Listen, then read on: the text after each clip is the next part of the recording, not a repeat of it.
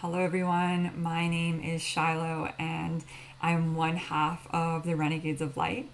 And I'm so excited to bring you a little bit deeper into my story and an understanding of who I am and how I really got to this point. How the Renegades of Light was birthed and brought into creation. So, my story with spirituality started really at a very young age. By the time I was 5 years old, I'd already learned how to astral project by creating these portals in my headboard. I would go through them and I would end up in another dimensional reality. It was full of sacred geometry. And I just felt really safe here. I felt at home here. I recall knowing, even at that young of an age, that this was a sacred place, that there's a lot of knowledge and wisdom here. And it just felt more at home than being, in my awakened reality. And I think as well, that's when I was really starting to go through a lot of trauma at that age. It's when I was starting to really remember and be impacted by my environment and my surroundings. I will say there's a lot of anger in my house growing up, and that was kind of embedded into everybody in my family. It was kind of passed down through, the family lines, through the ancestral lineage, and as well as addiction. It runs very deep in my bloodline on both sides. I've watched a lot of people in my life and my family walk through all different avenues of addiction. So I think for me that this was a place for me where I felt safe, where I really felt at home, and I would go there often.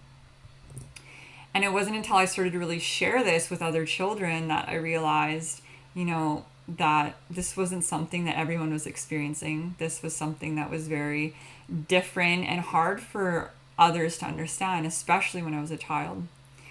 So this brought me into my teenage years when I started to experience sleep paralysis on a pretty regular basis.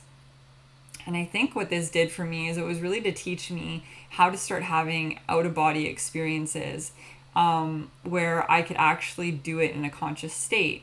Now, when I did it, when I was a child, I didn't really have any conscious awareness. I was just doing it.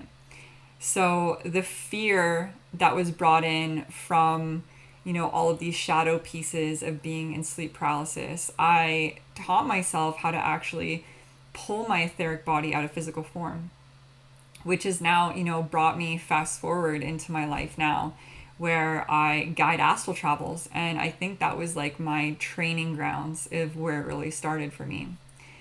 So I started learning how to pull my etheric body out. I would travel, walk around my room, walk around my house. I then figured out and understood how to actually project my etheric body into, other galactic systems where I could go home, I could learn, I could receive downloads and really understand the teachings of what I meant to really bring others here. And that was really deep for me, and it was really hard for me to express that when I was a child because, again, no one else around me was really experiencing this. The internet wasn't really a thing back then, so I didn't really have a lot of support. I didn't know that this was something that other people were experiencing around the world. I felt really alone in this. But at the same time, I knew that this was really special and this is who I was and this is a part of my journey and why I'm here. So that leads me to when I turned 22 years old. I was on a camping trip with some friends.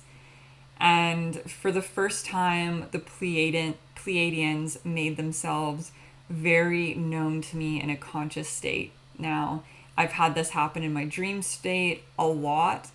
This is the first time where I've been fully conscious and aware where they presented themselves to me. I will leave that for another day because it's a very long story. It, went over years of my life, and it's a really powerful story and I can't wait to share it with you, but I will leave that for another time as it is quite long. That being said, they made so much noise in my life that I had to take a deeper look and have a deeper understanding of who I was and why I was here. And because of those experiences, at that time in my life, no matter what I went through, nothing could really shake me to the point of I never lost the belief in who I was. I knew no matter what happened in life, who I was and why I was here, because there was no denying what I had experienced. So, that led me into falling in love for the first time. And I had, fallen in love with a very toxic partner, which I feel like is a story that a lot of light workers have. It's kind of one of those things where I only knew toxic relationships because of, what I was brought up in. So those belief systems, they get embedded into your subconscious, and it's something that just kind of plays out. And I didn't realize at that time, but I was, meant to break these cycles in my family. And, we were together for 8 years, and, there was a lot of ups and downs, and we were just very toxic for each other. It was a very toxic environment.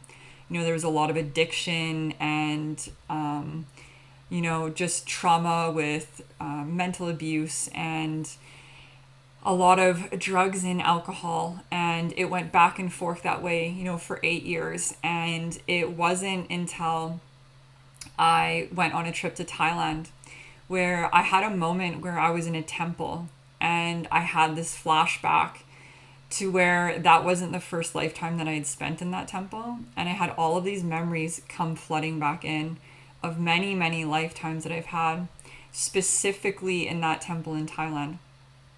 Now, this gave me an understanding that I've been training for this life for a very, very long time, for this specific lifetime.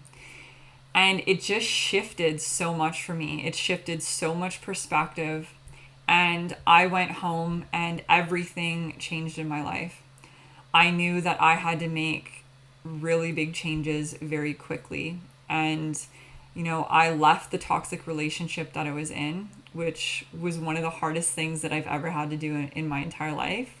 And that was one of the hardest things that I've ever had to do in my life, was leaving that sort of toxic environment. Because, at that time I didn't feel worthy enough to have anything more. And I think that is a lot of people's story. I think people get stuck in the idea of, I'll never find someone else. Who else is going to love me? We get these ideas and these belief systems within ourselves that tell us that we don't deserve anymore, when we know that we really truly do. And, it was in that moment that I realized that I was here to heal my ancestral lineage, that I was here to end the cycle. And in reflection, I was just in the same cycle that my family was, that my parents were in. So it was up to me to really end that cycle and to heal that karma in my bloodline. And, I saw that really ripple into everybody in my life when I made that decision. I saw it ripple into my parents and, my siblings and everyone else around me when I decided to claim my sovereignty and step in and really understand and honor who I am and what I'm here to do. And I will say that the bigger shift that came for me is when I got home from Thailand. And, I was in basically this back and forth. Do I leave? Do I stay? And it was just like this limbo that I was in. And again, because I didn't feel good enough. I didn't feel worthy in who I was. I didn't feel confident in my own skin. And I, at that time, had gone out to one of my friend's parents' acreages. And we had a plant medicine ceremony out there where we had psilocybin. And I had the most profound experience of my entire life. My higher self came down, and really came down. Everything else around me completely disappeared. I could feel my body speeding up, the vibrations in my body speeding up and heightening to a level where I could then really reach those higher states of consciousness. And she spoke to me telepathically and told me, remember who you are and where your true path lies. And when I came out of this experience, it rocked me. I knew exactly what that meant. I meant that I need to start showing up for myself. I can no longer stay in this toxic cycle that I've kept myself in for so long, that I am here for bigger things. That, I was meant to be in that space for the time that I was, to teach me the lessons that I needed to move forward, to really give me the strength and courage to move forward through that space. And that's exactly what that was for me. It was such a rising of the phoenix moment for me. When I walked away from that, I felt so empowered. I felt more confident than I ever have. And don't get me wrong, it was a lot of shadow work. It was a really dark time in my life after that, a lot of deep healing that came up. And healing's not easy, and I'll say that it's never over, but the journey is so incredibly worth it when you really, stand up for yourself and claim your sovereignty and step into the path and the life that you're really meant to live here. So, at that time, I then decided to go traveling. And, I was working full time at that time. I was a heavy equipment operator up in northern Canada. And, this was a place where at the time it was the best thing for me. It kept me really in the solitude up there that I needed to be in. I worked long days, long nights. I kind of worked in the middle of nowhere. We flew onto site. So I was able to really have that solitude that I needed to really heal on the level that I needed to. It also gave me a lot of room to travel. So I then started my traveling. I went to Vietnam and I went to Laos with one of my best friends. And it was just the adventure of a lifetime. And I'm so incredibly grateful for that trip. It really gave me the confidence in who I am.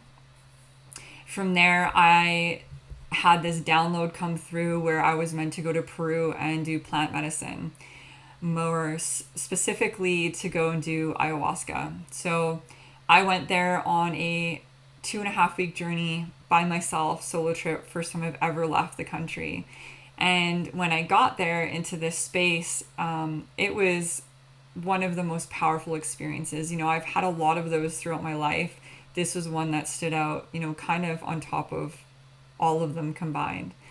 I was in the Sacred Valley of Peru, and it was here where, in this time of really working with shamans and plant medicine and really connecting to Pachamama, and where I really connected so deep to my soul, and I really unearthed so much of the trauma and healing that really needed to come be and transmuted and alchemized back into light.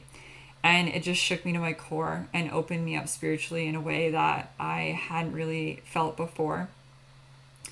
And I also fell in love with, the love of my life. That's where I met my wife now, Morgan, who's the other half of, the Renegades of Light. And at that time, I had never dated a woman prior to her. So it was something that just completely rocked me. It just to say it swept me off my feet is an understatement. I was not expecting it. And I realized from that moment, if, that's taught me really anything, is to just always be open and listen to spirit and to listen to the guidance and intuition, that inner intuition, and to really listen to your heart. Because in that moment, I really had to shut off my brain and really, my left side, and really tap into the right, and really, just connect into my heart and follow my heart's desires. And I kind of never looked back from that. And again, that's a very powerful, beautiful story, and I'll leave that for another time. That being said, from there, Morgan and I, parted ways. She was living in Hawaii at the time. I was living in Canada. And I was on to my next journey. I headed to Thailand, and I did a 10-day silent Vipassana meditation. And wow, again, so powerful, to really have that time to reflect on my life after being in ceremony for 2 weeks in Peru. It was just so profound for me. I had so many breakthroughs. I hadn't really had a full meditation practice before that. It was one of those things that I think most people have. They have a hard time shutting their brain off. It's very loud. It's very noisy. My nervous system, I'm really sensitive. I'm empathic. So my nervous system, if I'm not really working with it, can, take an overhaul basically. So that trip for meditation for me just kind of blew me wide open, and really realizing how incredibly powerful meditation is, that it's so much more than, just shutting off your brain or envisioning, having white light and grounding in. And those are, powerful practices. But when you really dive deep in, you can go, it sounds cliche that, all the answers are held within, but that is your truth. All of the information that we come from all of the lifetimes, from all of the galactic lifetimes, all of the knowledge and wisdom we hold within our DNA, within the cells, within our structure. So it was in this time in Thailand where I really went inward, listening so deeply, where I was able to tap into these ancient wisdom and stories that were embedded in my DNA and my cells and my tissue and my bones. And, that was a very powerful thing for me. And I knew after that moment, meditation had to be a non-negotiable. That had to be something, that I did for a lifetime. And something else I was also open to while I was there was chanting. Chanting is such a powerful practice. Chanting really allows us to connect into these higher vibrations, these higher timelines. And that's something that I'll be teaching a little deeper on as well. So from this trip, I went back to work. And again, I was working as a heavy equipment operator in Northern Canada. And, I went through 6 months of being there, and it just didn't feel right for me to be there anymore. Every day that I went up there, I'm someone, I'll always find happiness in where I am. And I do a lot of work with the grid work, with the frequencies and the grids of the planet. And I was working in an open pit mine. There's all kinds of exposed grid works up there. So I was also doing my spiritual work there, as well as working as a heavy equipment operator. So, one of my mentors say I was kind of like an undercover agent up there, which I really resonate with. So, that being said, it was one of those things where I just knew I wasn't meant to be there anymore. It wasn't in alignment. And I had this download come to me that on my 33rd birthday, that, I was meant to leave this occupation before my 33rd birthday. When I just turned 32, that's kind of when everything shut down on the planet. The pandemic happened and everything else. So Morgan came to Canada, she moved in with me, and we just spent every single day really manifesting this dream life that we had, where we were traveling and we were both fully in our spiritual work. And we had this space and time to really be there for our community and clients and grow there and really change this planet for the better, really make a powerful impact, where we're raising the vibrational frequency of everyone around us, doing the work in the grid, raising the vibrational frequency of the planet, and really helping with the ushering in of new earth and accessing these higher states of consciousness. Because I really believe this is what we're going through. This is why everything is kind of happening in the planet at this time. So really looking at the bigger picture of this. So right before my 33rd birthday, which would have been May 29th of this past year, 2021, I pulled the plug, and I left my career as a heavy equipment operator when I was at the top of my game up there. When I was just offered a promotion and I turned it down, my bosses and, all my team leaders up there were just completely blown away and shocked that I was walking away from such a big opportunity. I'd worked so hard in that field to get to where I was, and I was just walking away. I find most people wait until their life crumbles down to make big changes. But, the words of Dr. Joe Dispenza, why wait? Why not make great changes in your life in powered by inspiration, and when you are at the height of your game there? And I knew that, I had to take this leap into jumping into my spiritual path full time, where I had no other outside noise or any distractions of any kind, that I was in this work 24/7, and that there could be no other way. And again, because of my experiences over my lifetime, I knew so deeply that this was my path and my purpose. So, that brings me to this now moment. Me and, my wife and I, we are currently in Costa Rica. We're traveling around. We were in Hawaii, which is incredible. We're going to be bringing you guys so many amazing videos. We went shark diving and hiking and swimming with dolphins. And, we both love adventure. So we'll be bringing you a lot of that as well, which is really exciting. But right now we're currently in Costa Rica. So we can't wait to bring you more of where we're at. We have so many exciting teachings and activations that we're going to be bringing your way. My favorite modalities is light language, and I really believe that is a powerful practice for really activating your other 10 strands of your DNA, fully bringing in all 12 strands plugged in and activated. So yeah, that's my story and how I have gotten to where I am today, and a little bit of a deeper background on who I am and why I'm here. So I hope that you all enjoyed it and get ready for more in the future. Love and light.